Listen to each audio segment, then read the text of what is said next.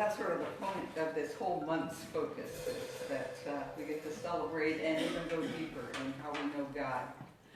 So this is part 2 of our Diving Deep into God series, where we are doing just that, seeking to know God's truth better by both exploring the influences of the overlapping stories that have been passed on to us by family and religion and social and cultural norms and our beliefs, both conscious and unconscious, and by looking at and exploring how our current understanding of God, and essence of truth, can and does inform the various aspects of our living, including things like our sense of justice, our personal agency, our politics, our parenting styles, and the existential threat of climate change. We're doing all this with the intention of raising our awareness and our consciousness so that we can more fully align our daily living with our highest understanding of God and truth. In Unity, God is definitely not a Sunday affair. It is a presence and an activity and an essence that we try to live every single day. As we noted last week, it's not as simple as just remembering or memorizing, for example, our 5 basic Unity principles. So that's a really good place to start, to have those words in our consciousness. But there is a difference between being able to recite or even understand intellectually truth principles and consistently living them in our daily lives. Which again, is more than waking up, it's learning how to stay awake, rather than falling back under the spell of the world of appearances, where life seemingly happens to us rather than through us. So our journey is constantly waking ourselves up, coming back into consciousness, back into the now moment, so that we are at choice. Last week, we explored the relationship between God, truth, and justice, and our expectations about how that shows up in our lives and in the world. And after reviewing how God and justice have historically been represented within our Judeo-Christian heritage, which I always remind people that whether or not you actually grew up in a Judeo-Christian church or not, the fact that you're a part of our nation, you're part of that Judeo-Christian culture. It's so integrated into who we are. We identified 2 primary narratives. The first, which is a largely Christian story, and I would say erroneous and misleading, of an Old Testament angry, jealous, vengeful God who demands obedience and loyalty from his people. In essence, obey God and be blessed, disobey God and be cursed. Ultimately, that got carried through in Christianity to a demand for Jesus to be crucified in order to pay for our sins. So there's that as I asked last week, a lot of us still carry vestiges of that story in our hearts, even as I continue to remind you and us that it's not the accurate perception. The second major story is a seemingly inherent expectation that justice is an inalienable, say that 3 times, an inalienable right for all people. A belief that many of us don't realize is actually grounded in a more accurate understanding of that loyalty I was just talking about that was demanded by the Old Testament God, because that loyalty that was being demanded was actually to standards of justice that are quite enlightened. For example, guidance like these: cease to do evil, learn to do good, seek justice, rescue the oppressed, defend the orphan, plead for the widow. Those are the calls that are throughout the Hebrew Scriptures when God is chastising his people for not obeying and following him. And it's what we now consider social justice, right? And that's a message that continued as the foundation of Jesus' teachings, a good Hebrew prophet. And of course, for him, it came out in loving one another and caring for the least of these. Again, both of these stressing the practices of the heart over rituals, worship, and or the letter of the law. So given this understanding of social justice is at the core of our Judeo-Christian heritage, we then explore different ways that God and truth support justice in the world, how we vision that happening. For example, God directly intervening, enforcing. For example, protecting the innocent, directing outcomes for good, and or as prophesied in the book of Revelation, ultimately destroying the wicked and saving the just. Typical prayers are about asking a God, petitioning a God to intervene on our behalf. That's not how Unity prays. We pray knowing that God is already present, and so we align with that presence. But if you think about it, there's a strong story in our culture of wanting God to intervene. And all of us, including me, as long as I've been in Unity, can get into situations where I go, please God. And so that it's ingrained in us that there is a God that could intervene on our behalf. The second aspect or way of looking at that is that humanity is being held responsible. That humanity basically is on our own. Given that we have free will, either there's a God that doesn't interfere because we have free will, or a God that's disengaged, or as some have come to believe, a God that is non-existent, using often atrocities like the Holocaust and other natural disasters to prove their point. That if there was a loving God, that God wouldn't allow these things to happen. The third alternative is, not surprisingly, a both-and alternative, where we realize that in spite of there not being any direct, overpowering intervention by a God out there, there is a consistent divine order or law to the universe. Could be called karma, could be called mind action or natural law, and that God is totally engaged with humanity as an infinite power under force of love, available to all who are receptive, and experienced by those who persist in right and loving just action in spite of outcomes or consequences, and unite people rather than separating or dividing them. To be clear, that's not given as a reward for good behavior, but rather is the inevitable outcome of discovering and acting from our own divine nature, in essence, that essence of love that defines us. In short, we experience our oneness with the divine, which enables and energizes us to stay engaged and persist in our pursuit of divine love, divine order, divine justice in the world. As I mentioned last week, we can see examples of that, including Martin Luther King Jr. and Nelson Mandela, Mother Teresa, the Dalai Lama, Jesus, Amma, people that we look at and say, wow, how did they just keep going? Where did they find that strength and faith? And what we know is when you align with this power, that strength comes through us. We don't depend upon our own. We actually live through that divine force that takes us over.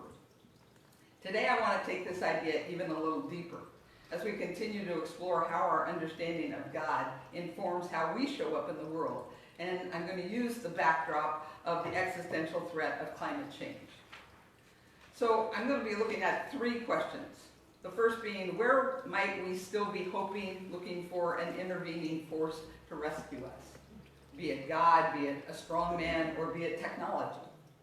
The second question, where are we accepting responsibility or not for both the consequences of our previous actions, but even more importantly, for our current capacity to anticipate and respond? And number three, how do we experience God in the midst of all of this? So we'll start with the first, hoping for an intervening rescuer. And I'm referring back to the analysis of Richard Ford, who's the author of the fourth article that inspired this series, namely the parable of the unjust judge, the book of Revelation, and the denial of climate breakdown. It's quite a mouthful, but it was an amazing two-part article. Ford suggests that it is our collective human, or at least our Western tendency, to hope for an intervening God or strong man who will instill or enforce divine justice. Now, I've been in Unity a long time, and I think I pretty well got myself cleared of expecting a God, even though I can go to that please God, that most of the time I don't think I'm expecting an intervening God. And yet this exploration and his article helped me begin to realize that I still can and have hoped and looked for superior figures, if you will. President Obama, for example, to save the day. And inasmuch feeling like I don't have to worry because he's in charge. Anybody ever feel some of that? Which has really come home to make us realize how much we were feeling that as circumstances have changed. I'm aware that I had abdicated, and as politically aware and involved as I am, that I have pretty much abdicated to counting on government when it works for me and being upset when it doesn't. and forgetting that it just keeps going back and forth. So the message is that we need to be consistent, right? And the good news is that I and a number of us have, thank you universe for your lesson, have taken this to heart and are beginning to learn how to be effective and responsible change makers. You can call them citizens, but in essence what we're looking to do in the Pachamama language is to become a change maker through COPA and Pachamama, as well as other consciousness raising activities around race and entitlement and all of those subjects. Just an intention to expand my consciousness in those ways. Secondly, I also have realized through this exploration that I need to be mindful and clear about my response to technological fixes. In essence, checking my commitment to recognizing the limits of the natural order. In essence, that we live in a finite earth, rather than seeking ways to enable a continuation of irresponsible behavior. So, okay, if we just get better mileage in our cars, we can just keep driving all we want. And if we just do X, Y, or Z, we can continue to do what we've been doing. So I've been, on the one hand, it doesn't mean technology is wrong, but we need to look at, so what's our intention? Is it to clean up the mess we've made and then change our ways, or just to clean up the mess we've made so we can continue making a mess? And those are serious questions that I have to continually check myself. So you'll find now in our good news, I tend to do more things about how we are changing our behavior, stopping using plastic bags and such, rather than sort of the technological miracles that are going to fix things for us. I don't know how many of you read just recently how much plastic they discovered in our Monterey Bay. Yeah. And we try and keep this pristine because it's a sanctuary, and yet it still has that dynamic. Bottom line, given our increasing consciousness and our capacity to determine evolution going forward, I believe that we are called to be the interveners for justice. In essence, we're being called to be God in the world. That's what we teach all the time, that we're supposed to raise our consciousness so that we show up as the loving, responsible essence and action that is necessary. And that brings us to our second point, which is accepting responsibility to anticipate and respond, or not. Over the past 300 years, modern science and economics have given human beings the capacity to control nature in ways almost unimaginable until recently. It's only been 300 years that we've actually flipped the scale, and we're now directing the earth rather than the earth directing us.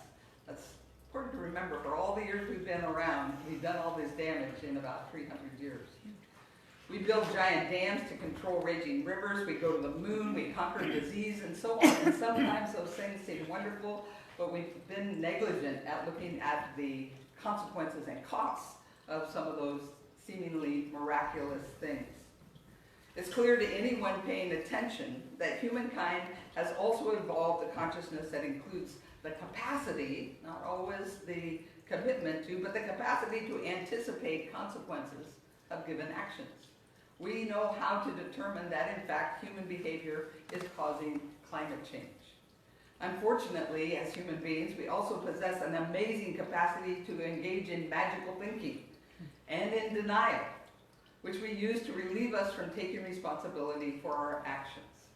In that light, this author, Mr. Long, reviews a number of Jesus' parables, noting that though perhaps the absence of a God rescuer is less obvious than in the story of the unjust judge and the persistent widow that we talked about last week, a responsible assessment when we come at the parables, stripping away the comments made by the writers of the Gospels and looking just at Jesus' parables, what we see over and over is that Jesus does not present, promise, or describe a God who will rescue us from human affairs.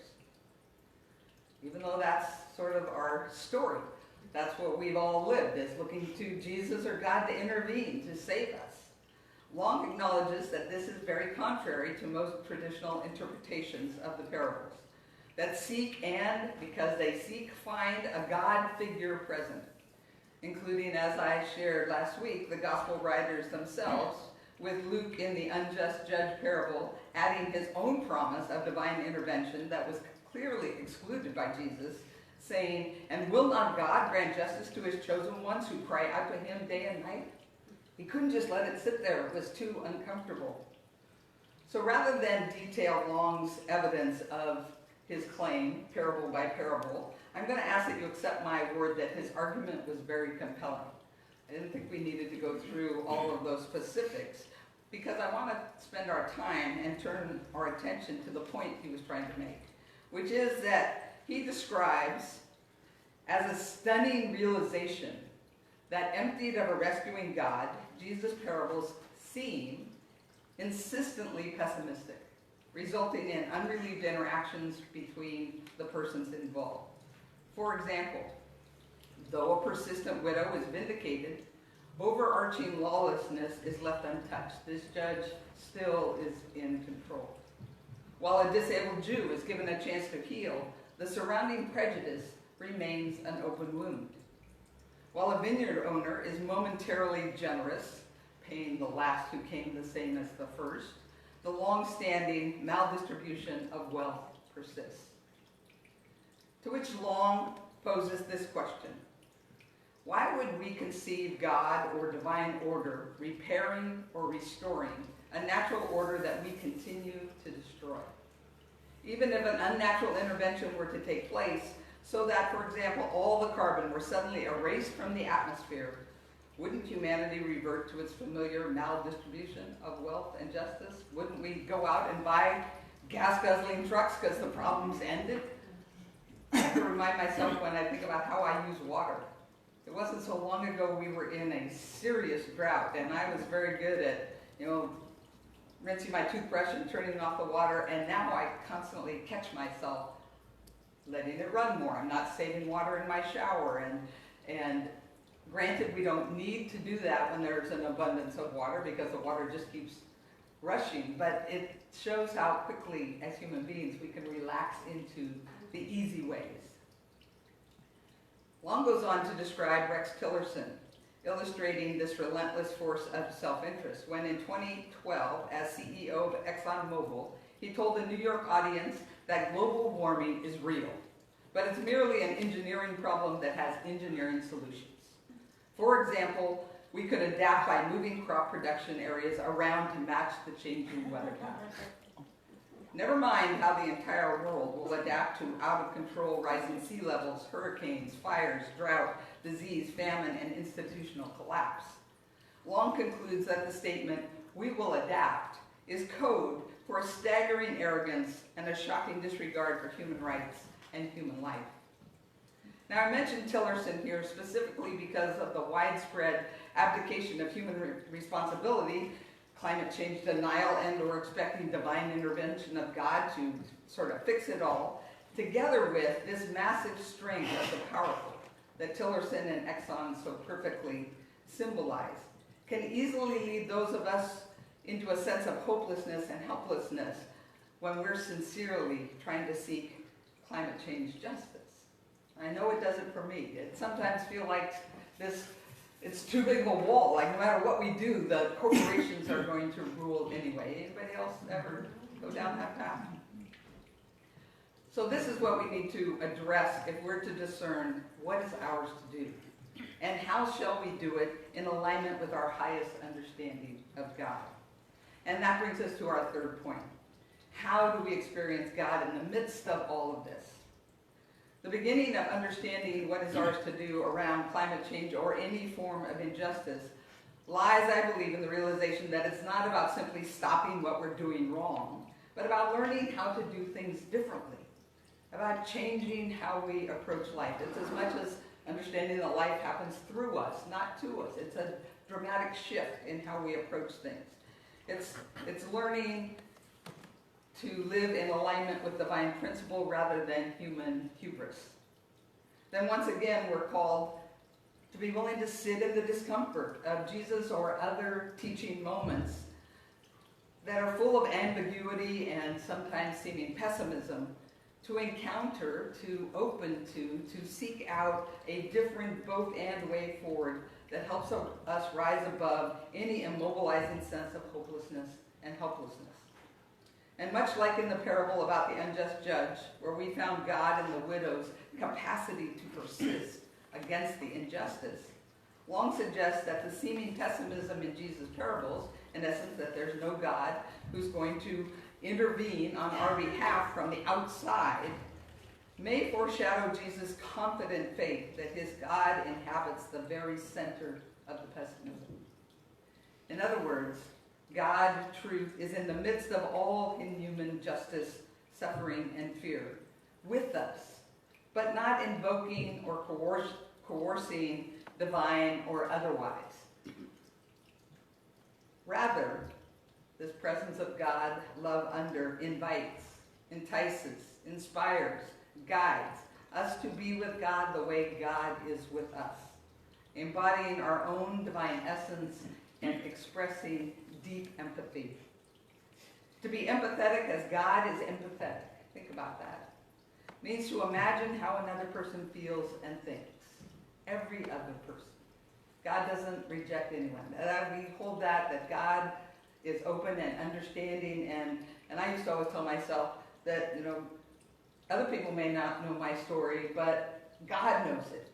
Knows all the reasons for all the choices I've made. And with that understanding brings acceptance and love. It doesn't involve agreement or even sympathy, but it does offer us new insight into the nature of unconditional love. And it does involve breaking through our own reactivity in order to understand another person's behavior is, from their point of view, the very best they knew how. No one sets out to do less than the best they know how, than the best that they think is their most optimal choice.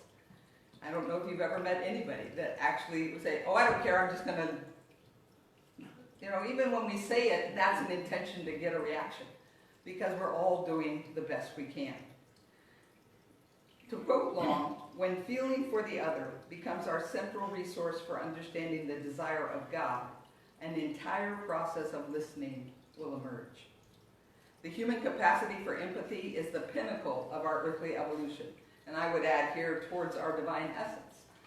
As we've evolved into just self-awareness, the next step of that is empathy, to understand. If we're moving towards oneness, empathy is the essential path to get there. When we add it to compassion, which not only understands but then wants to help, wants to alleviate that suffering, it provides a pathway to connection and oneness that includes the practical skills necessary to enable human collaboration so that we can effectively address the existential threats that are currently facing humankind. Finally, expanding our capacity for empathy also, it helped me, I hope it helps you, experience God in the midst of all of this, as eternally with us, yearning, longing, suffering, but always entrusting us to do the work of becoming, because that's the only way it can be. Namaste.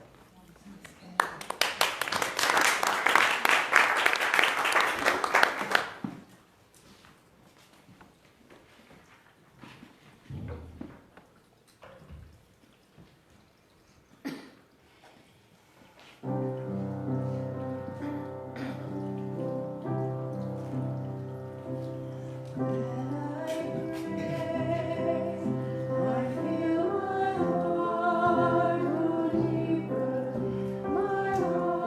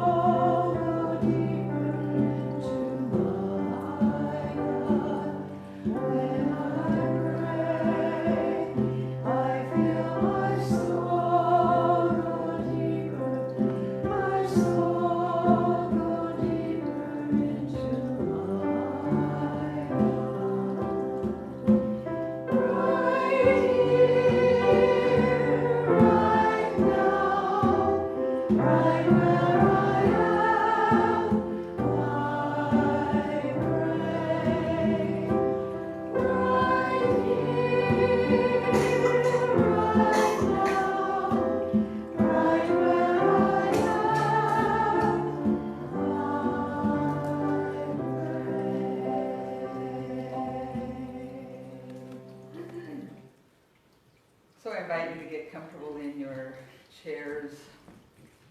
Maybe roll your shoulders to release any tension. If it's comfortable, put your feet flat on the floor so you're grounded with Mother Earth. Again, if it's comfortable, your hands face up, relaxed in your lap, indicating your openness and receptivity. And closing your inner eyelids, if not your outer. And begin to focus on your breath. That sacred essence reminder that as quickly as we focus, we experience the presence in this now moment. For me, it's the strongest indication, strongest reminder that God is right here, present with me. That when I simply stop to consciously breathe in and exhale, I'm home.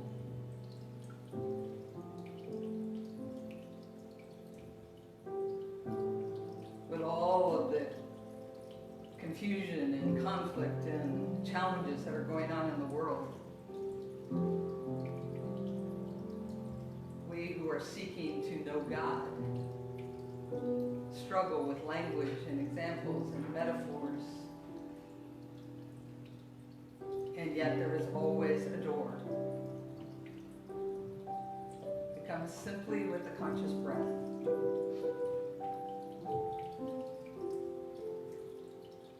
Breathing in, God is here.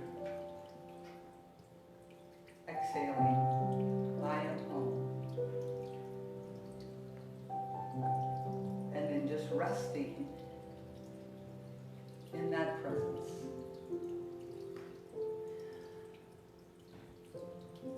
In that comforting, forgiving, uplifting, peaceful,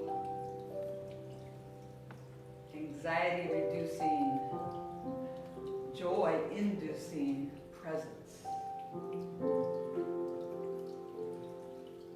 And so this morning, as we celebrate how we know God, I invite you to just rest in that presence for a moment in the silence.